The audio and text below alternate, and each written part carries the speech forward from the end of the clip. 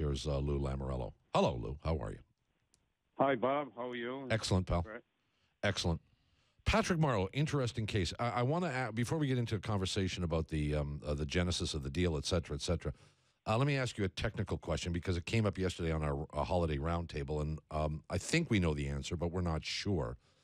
I am told that the deal, and I'm going to give approximate numbers, would pay him 8 and change the first year, 6 and change the second, 4 and change the third, to average out at about 6 1/4. First of all, is that accurate? Yes. Okay.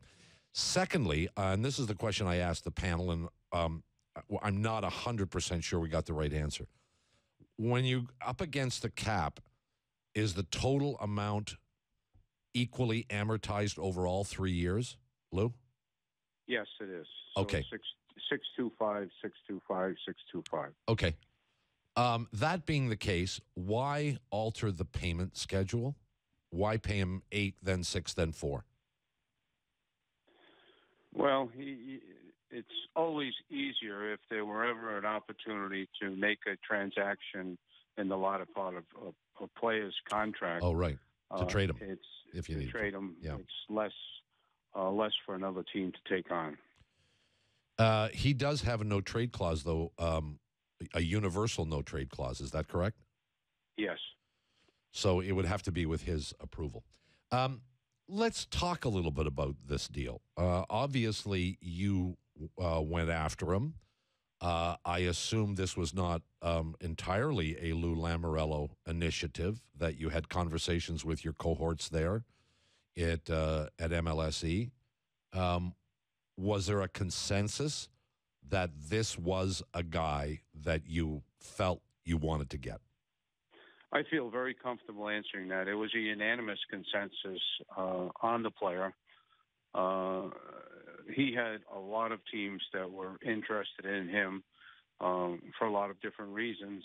First of all, the player he is and the way he plays and what his abilities are, and also the type of individual he is, and that played a role into the decision.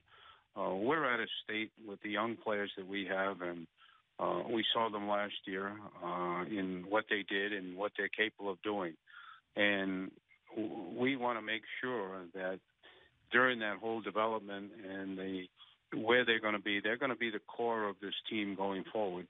But they need the education, they need the professionalism, they need the support staff to help them grow in every way. And when you're able to get a player like Patrick Marleau, who in our opinion still has a lot of hockey left, put age aside, his skating abilities are what makes it very, very attractive. He's an elite skater. It's skaters who sort of labor at a lot of part of their career that they have a difficult time. And the way he is taking care of himself throughout his whole career. He's played just about every game that he could play, including the whole season the last 3 years. So, yes, there's always a risk in any decision you make. Of course. But where the team is at, what he can bring to the players that we have in the education process, it was really a decision, as I said earlier, and I feel comfortable saying unanimous amongst our whole group, and what he can do. Yes, it's a pricey contract. We feel this is probably the only time in the careers of the young players that we have that we could take, this type of a chance. When I say chance, and getting a player like this to help not only on the ice but off the ice, in the locker room, in the growth. And you can't emphasize that enough of how important that is. And the additions of Dominic Moore and Ron Hazley certainly support that, and because you do need the veterans. We saw what Brian Boyle did when he came in the locker room last year. And, we feel very comfortable with this transaction. So, yeah, would you say unanimous, Lou? And obviously at the head of that, in terms of in the room, I imagine talking about it would have been your coach. It's the benefit of having the guy who gets to coach a couple of Olympic teams. What was the thing that stood out the most for you in terms of what Mike Babcock said that he liked about having Patrick Marleau with those national teams? Well, I think the most important thing is and not only seeing him play ourselves against us as recent as this year, but his elite skating ability and his hockey sense and his way of making other people around him better. So, and he's an all-situation player too. He's played kills penalties. You can put him in any role that you might want, in the lineup. I understand that Babcock would presumably have the final say on this, maybe the exclusive say on this. But in the course of your evaluation of whether or not to pursue Marleau, did you address where you thought he might play? Is that the kind of thing you talk about, Lou? Yes, we do. And there's no final say in anything on any one individual. We all talk about it. But this is a decision that we all take responsibility for. It's not the final say here or final say there. It's a decision that's made, in the best interest of the team and best interest of the group. So, can you share with us where you think he's most likely to fit? Would it be on Austin Matthews' line? I don't think any of us know that. I don't think Mike knows that. If you ask Mike that question right now, he couldn't tell you where he's going to play. I think training camp will tell us. We don't know where our players are going to be, coming off last year as far as, exactly where they're at in their growth. So that's a very difficult question to answer.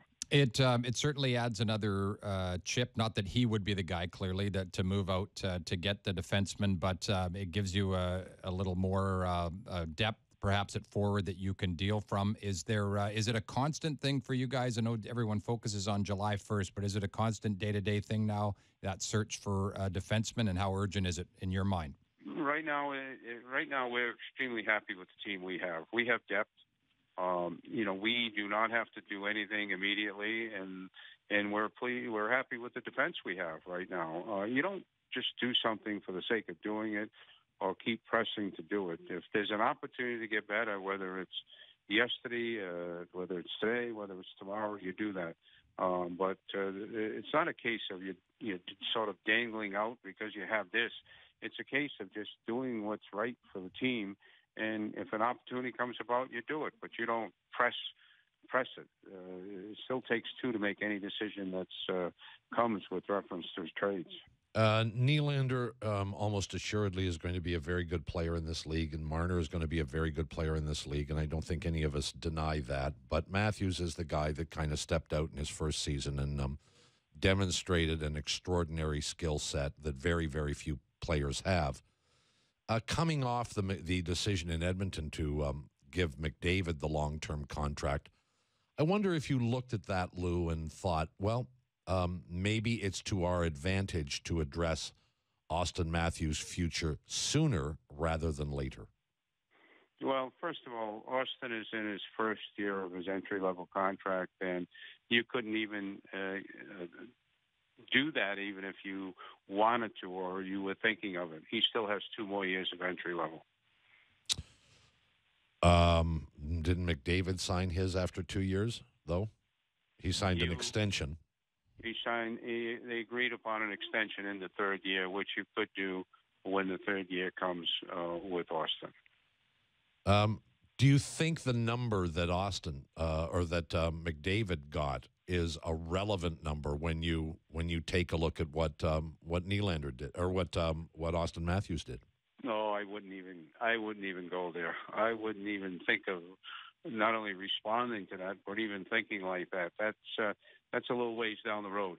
We're certainly going to keep our pro formas and within the 5-year plan and change it every day.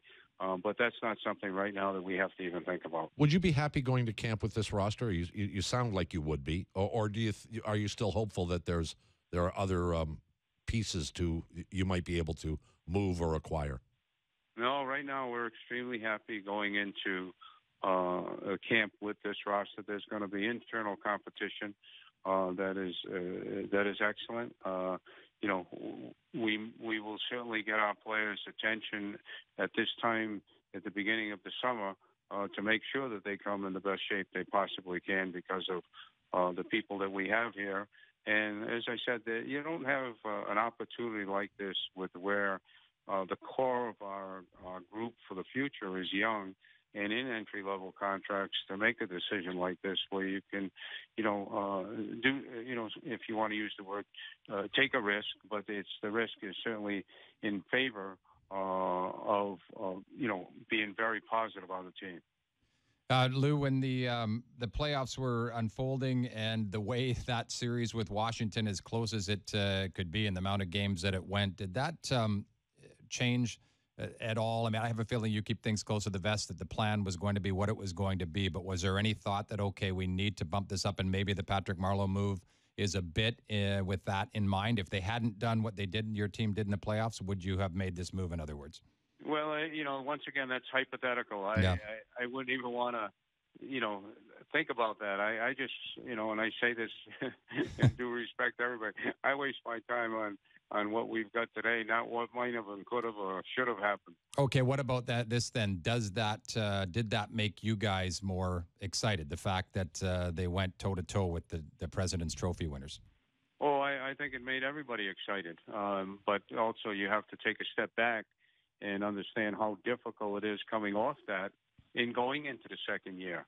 The second year is the most difficult on young players for a lot of different reasons because of, especially when they have success.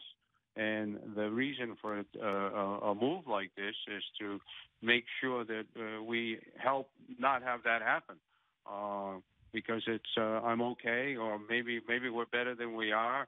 All these things go through your mind. And if you don't address them, you're going to get caught because it's just the nature of, the way people think and certainly the way players think. This is a tough league. Going into last year's, there were teams who didn't make the playoffs that, were really penciled in to be top 2 or 3. Right. So we have to make sure that, we think of everything and look at everything. And when you have an opportunity to, sort of put your odds in a better shape, you do it. With Lou Lamoriello, the general manager of the Toronto Maple Leafs. Respectfully, you've been around this game an awful long time. You've won Stanley Cups. You've had teams that haven't been very good. You've built teams from the bottom up and from the top down. And when you came here, the first agenda was to disassemble and then reassemble. I don't remember. I think you got a 3-year contract, but I can't recall. And I'm not even going to ask you if you don't want to say. But I'm wondering whether you're invigorated at this point in your career with what has happened here in Toronto and the success that you and the rest of the staff have brought, albeit, just a first step. Do you still want to keep doing this for a while? Well, let's answer your first question. I'm excited with this group. The energy that they have created, I think all of us, including yourself, Bob, we've talked about this often. They brought something unique. They love the game. We're very fortunate to have the group of young players that we have because they want to be good. Yep. They want to do the things that are necessary to be good. They want to do it right all the time. They get along. There's no one, outside of the box, so to speak. They're humble, and it's something special. So you have to feel good around them, and you have to give them every opportunity to succeed because they're doing everything they can to succeed. And yet you still know, by being in the game, all of us here know how difficult it is and how you can get off track or you can have things get in the way. So we're trying to make sure that doesn't happen. And I want to reassure everybody that the core is the young players. And we feel the young players are also going to help the veterans that we bring in when they see their enthusiasm, they see their excitement. So absolutely, I'm no different than anyone. So it motivates you to want to stick around to see this thing through? Well, let's be careful of that end of it. I'm going to do this as long as I feel good or my family is good. All of those things. I'm not even thinking of that. I'm just thinking about, what's at hand today.